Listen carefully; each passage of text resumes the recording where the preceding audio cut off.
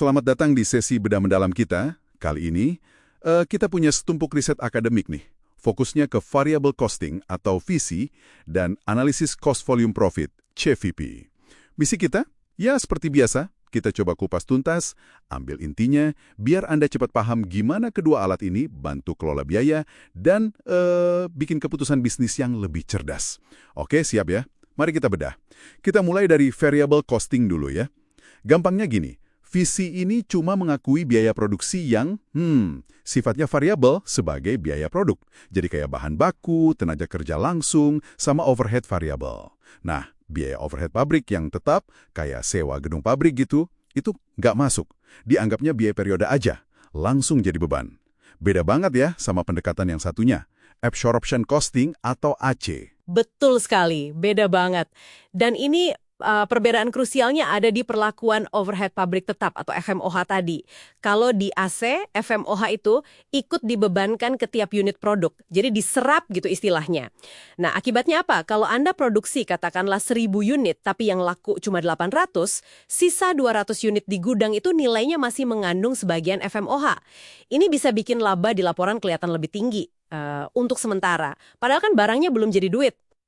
Wah, jadi bukan cuma soal angka di kertas ya, bisa ngaruh ke keputusan manajer dong. Nah, itu dia. Bisa banget ada insentif buat manajer mungkin ya, buat produksi lebih banyak aja biar laba kelihatan bagus di jangka pendek. Padahal numpuk barang di gudang kan ada resikonya, ada biayanya juga. Menarik. Jadi visi ini, karena misahin biaya tetap, lebih jernih ya buat lihat biaya relevan untuk keputusan internal? Iya, bisa dibilang gitu. Buat keputusan jangka pendek kayak terima pesanan khusus harga miring, atau mau bikin sendiri atau beli dari luar, visi ngasih gambaran biaya variabel yang lebih jelas. Meskipun ya, untuk laporan keluar, ke investor atau pajak, biasanya standarnya tetap pakai AC. Itu aturannya. Oke. Paham soal visi versus AC. Sekarang, gimana analisis CVP masuk ke sini? Nah, CVP ini kayak kalkulator strategisnya. Dia pakai pemisahan biaya dari visi tadi. Tujuannya buat apa?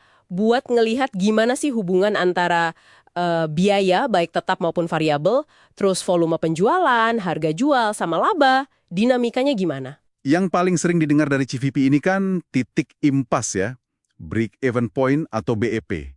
Titik di mana pendapatan sama persis dengan total biaya. Belum untung, tapi juga nggak rugi, nol. Tapi kan bisnis nggak mau cuma impas kan? Jelas nggak? Nah, disinilah konsep margin kontribusi jadi penting banget. Ini jembatannya. Margin kontribusi itu, simpelnya, selisih antara harga jual per unit sama biaya variabel per unit. Atau total pendapatan dikurangi total biaya variabel. Ini adalah mesin uang yang Anda dapat dari tiap penjualan yang pertama-tama harus dipakai buat nutup semua biaya tetap dulu. Oh, jadi kayak dana yang tersedia dari tiap penjualan buat bayar sewa pabrik, gaji staf tetap, gitu ya? Persis. Setelah semua biaya tetap itu ketutup, sama total margin kontribusi yang terkumpul, nah baru deh sisanya jadi laba bersih. Jadi makin gede margin kontribusinya, entah per unit atau rasionya, makin cepat kita bisa nutup biaya tetap dan mulai cetak profit, gitu ya? Benar banget. Itu kuncinya. Makanya CVP bantu banget buat perencanaan. Dan CVP ini bukan cuma buat cari BEP aja kan berarti? Oh, jauh lebih luas. Anda bisa pakai CVP buat nentuin misalnya, saya mau laba bersih 100 juta tahun ini. Berapa unit sih minimal yang harus saya jual? Atau berapa omset yang harus dicapai biar dapat laba segitu setelah pajak? Itu bisa dihitung pakai CVP. Caranya mirip BEP, tapi target labanya ikut ditambahkan ke biaya tetap yang harus ditutup. Terus ada juga analisis sensitivitas kan? Yang main skenario gimana kalau... Iya, analisis what if. Misalnya gimana kalau harga jual kita coba naikin 10%, BEP-nya geser kemana, labanya nambah berapa? Atau sebaliknya, kalau biaya bahan baku tiba-tiba naik 5% karena ada kelangkaan, gimana dampaknya ke profitabilitas? Ini penting banget buat antisipasi perubahan di pasar. Kedengarannya sangat berguna ya, apalagi bisnis kan penuh ketidakpastian. Tapi biasanya perusahaan kan nggak jual satu produk aja. Gimana CVP ngatasin ini? Kan tiap produk bisa beda harga, beda biaya, beda margin kontribusinya. Nah, itu dia kompleksitasnya nambah kalau produknya banyak. Analisis CVP buat multi-produk biasanya perlu satu asumsi penting. Bauran penjualan dianggap konstan. Maksudnya, proporsi penjualan antara produk A, B, C itu diasumsikan nggak berubah dalam periode analisis. Kita hitungnya pakai rata-rata tertimbang dari margin kontribusi semua produk.